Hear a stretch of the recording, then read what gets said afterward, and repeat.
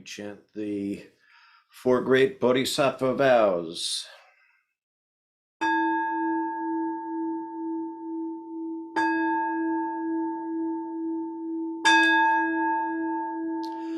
Sentient beings are numberless, we vow to help them all.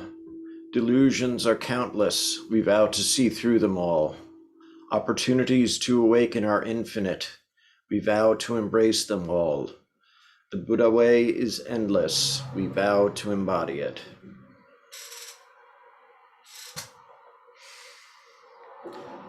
All right, 15 minutes, seated meditation.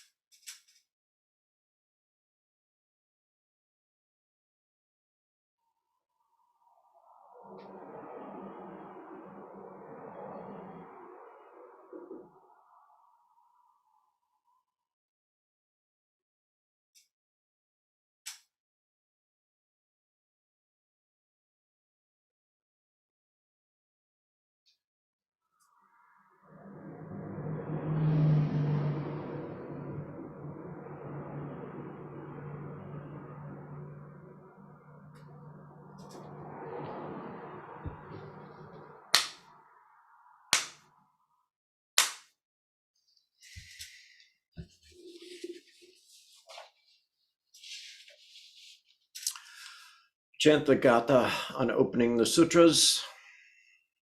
This Dharma, incomparably profound and minutely subtle, is rarely encountered even in hundreds of thousands of millions of ages. Now we see it, hear it, hold and maintain it. May we completely realize the true mind of all Buddhas. Well, greetings, everybody. Good to see you. Feel free to sit comfortably for a bit.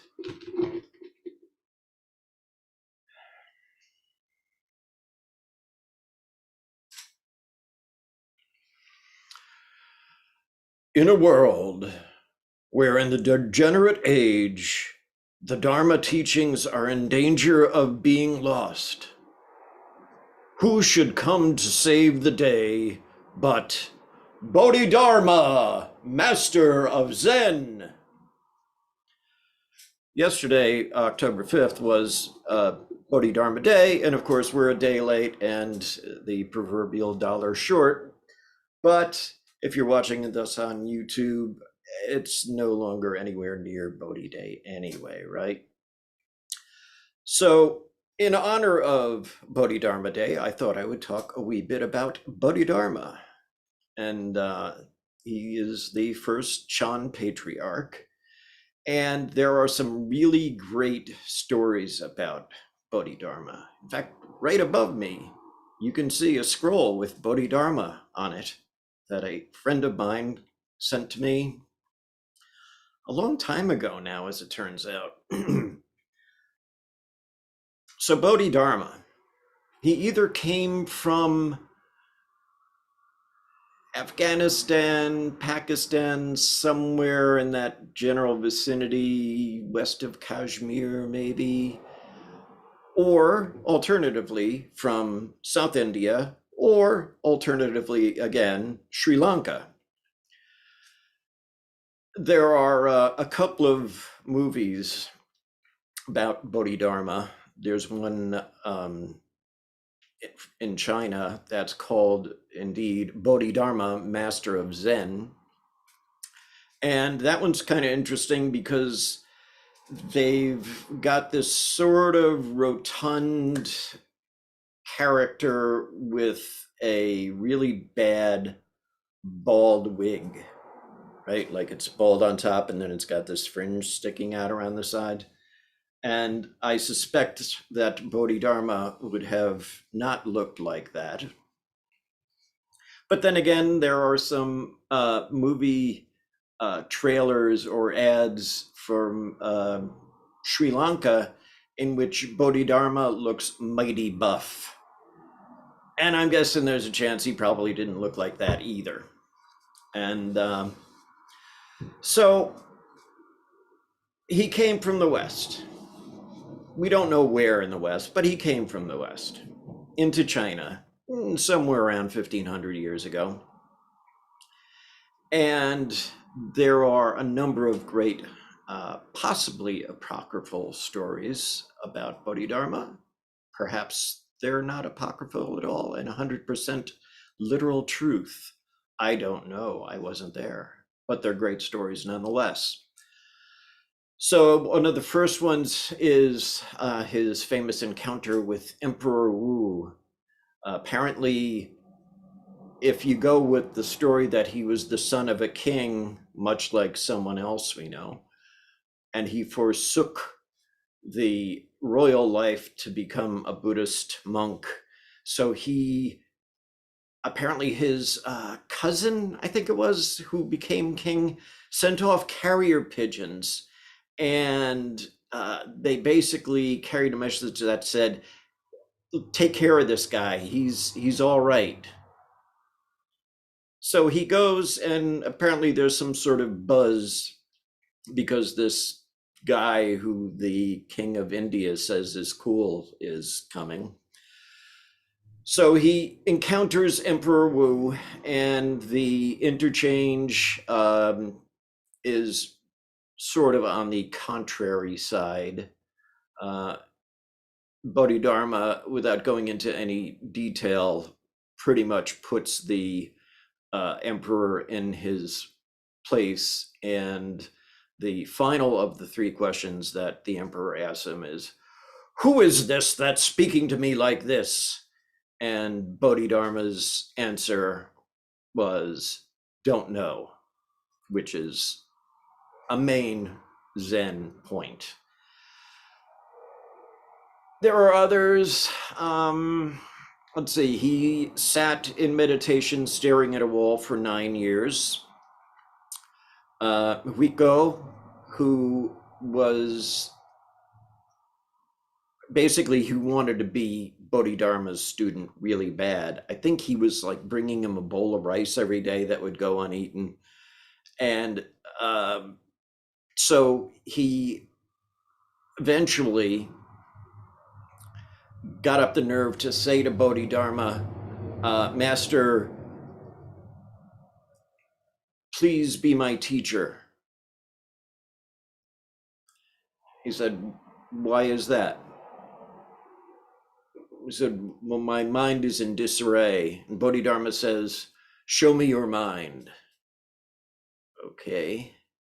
Again, putting Huiko in his place. Now Huiko, who turns out to be the second patriarch of Chan, he is so desperate to have Bodhidharma become his teacher that he cuts off his, I believe, left arm. And so I, of course, take that to be, why, I'd give an arm and a leg to be your student, Bodhidharma. There's also some more bloodshed in the Bodhidharma story, because in order to stay awake during meditation, he reportedly cut off his eyelids, and where they fell grew the first tea trees or bushes, whatever it is that tea grows on in China. And that's why, even to this day, monks will drink really strong tea in order to keep from falling asleep during meditation, because I guess they don't want to cut off their eyelids. To each his own, I suppose. What else? Bodhidharma surfed across the Yangtze on a reed. Nice. Not the usual way to get across the Yangtze, but he had a reed and he surfed it. What else? There's untold other ones. Possibly the biggest one that everybody would be aware of is that his temple was the Shaolin Temple, and of course Shaolin is where Kung Fu is said to have originated. And of course, you also have those sort of annual tours of the Shaolin monks doing all their acrobatics and whatnot. Whether Bodhidharma had anything much to do with that, I again can't say. I wasn't there. One of the three things that is basically attributed to Bodhidharma is something called outline of practice. And I have a little bit of it here, and I'd like to read bits and pieces of it to you. So, many methods lead to the path. However, fundamentally, there are only two: reason and practice. To enter by reason means to realize the essence through instruction and to trust that all living things share the same true nature. Bodhidharma also, at one point or another, says something to the effect of, if you want to find the great way, find a teacher. Don't be led by your own delusions, thinking it's your true self.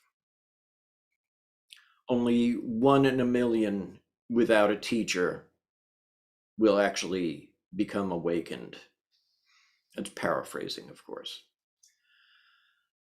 So there's one bit in here that I'm really fond of, And I came to find out that I am not the only one who is fond of this.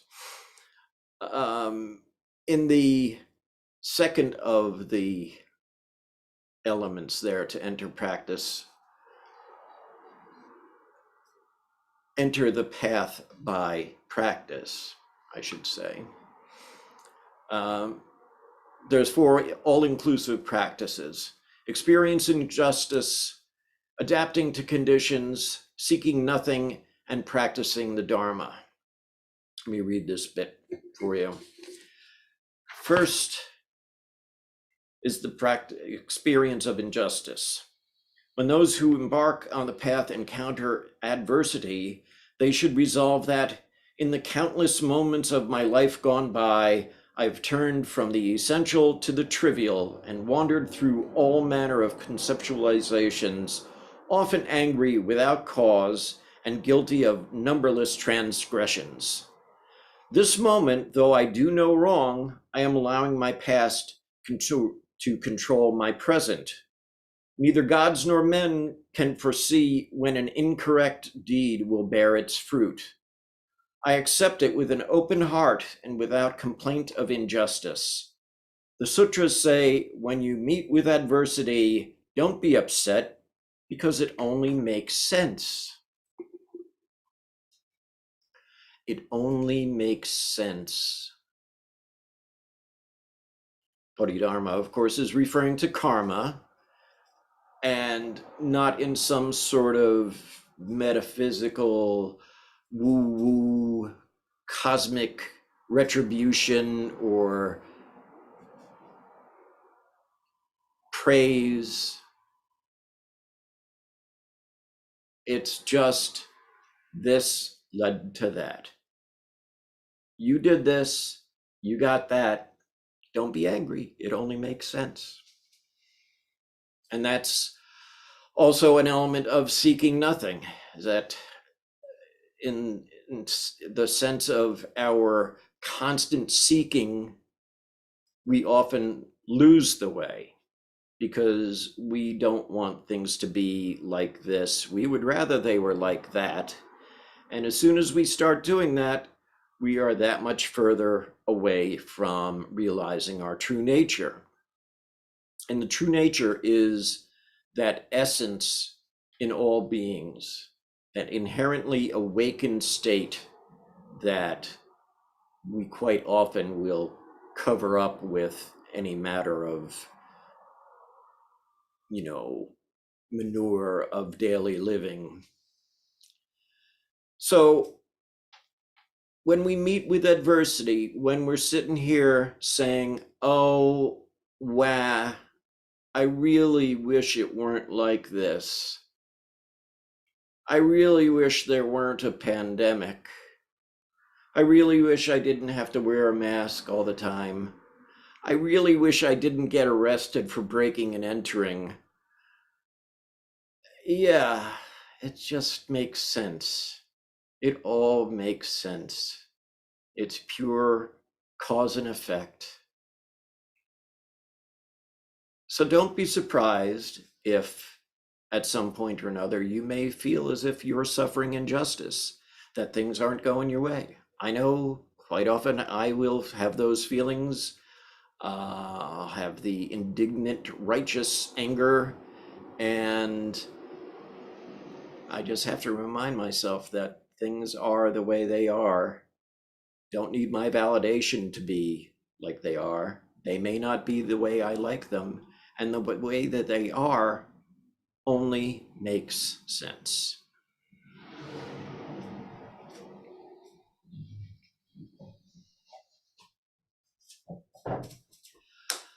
All right, so 15 minutes of seated meditation.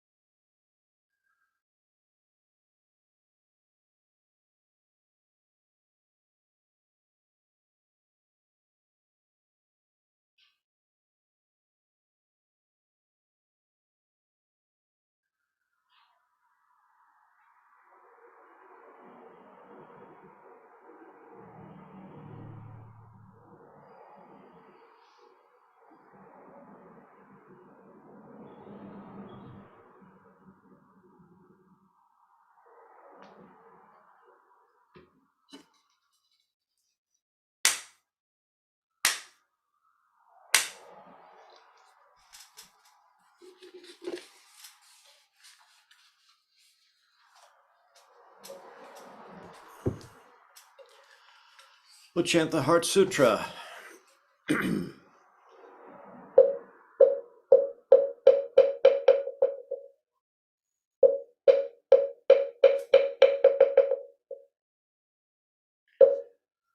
Mahaprajna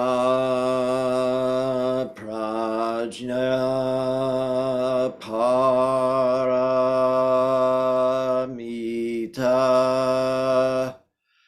Hridaya Sutra Avalokiteshvara Bodhisattva, when practicing deeply the Prajna Paramita, perceives that all five skandhas are empty and is safe from all suffering and distress. Shariputra, form does not differ from emptiness. Emptiness does not differ from form. That which is form is emptiness. That which is emptiness, form. The same is true of feelings, perceptions, impulses, consciousness. Shariputra, all dharmas are marked with emptiness. They do not appear or disappear, are not tainted or pure, do not increase or decrease. Therefore in emptiness, no form, no feelings, perceptions, impulses, consciousness, no eyes, no ears, no nose, no tongue, no body, no mind, no color, no sound, no smell, no taste, no touch, no object of mind, no realm of eyes, and so forth, until no realm of mind consciousness, no ignorance, and also no extinction of it, and so forth, until no old age and death, and also no extinction extinction of them, no suffering, no origination, no stopping, no path, no cognition, also no attainment with nothing to attain. The Bodhisattva depends on prajna paramita, and the mind is no hindrance. Without any hindrance, no fears exist. Far apart from every perverted view, one dwells in nirvana. In the three worlds, all Buddhas depend on prajna paramita and attain anuttara samyak sambodhi. Therefore know that prajna paramita is the great transcendent mantra, is the great bright mantra, is the utmost mantra, is the supreme mantra, which is able to relieve all suffering and is true, not false. So proclaim the prajna paramita mantra, proclaim the mantra which says gate gate para gate parasamgate bodhisvaha, gate gate para gate parasamgate bodhisvaha, gate gate para gate parasamgate bodhisvaha.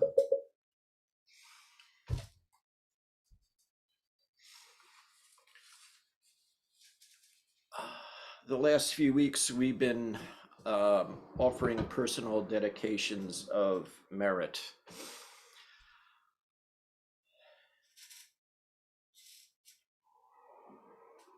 All sentient beings are one seamless body and pass quickly from birth to death. We remember those who cared for us and who are gone, those who are ill, those who are at war, who are hungry, and who are in pain. May they heal and have peace. We would especially dedicate our service to Mike Gingy Walker, Barry. If there's anyone that you'd like to add in, Son, if I could please add my dear old friend from 20 years, fellow acting coach, Bill Smith. He's taken quite ill and in renal failure and is on hospice care right now.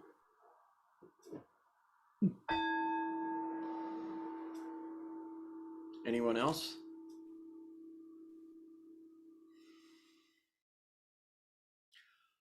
All beings in the 10 directions, subject to greed, hatred, and delusions of themselves and others.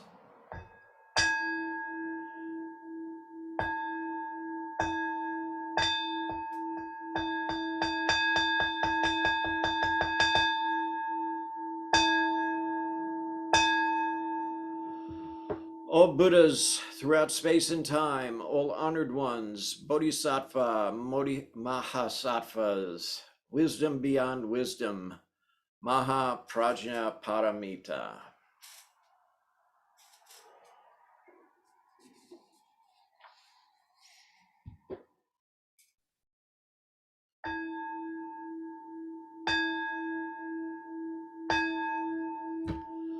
Life and death are of supreme importance. Time passes swiftly by, and opportunities to awaken are easily lost. Strive to realize your true nature. Do not squander your time by night or day. I'll extinguish the candles.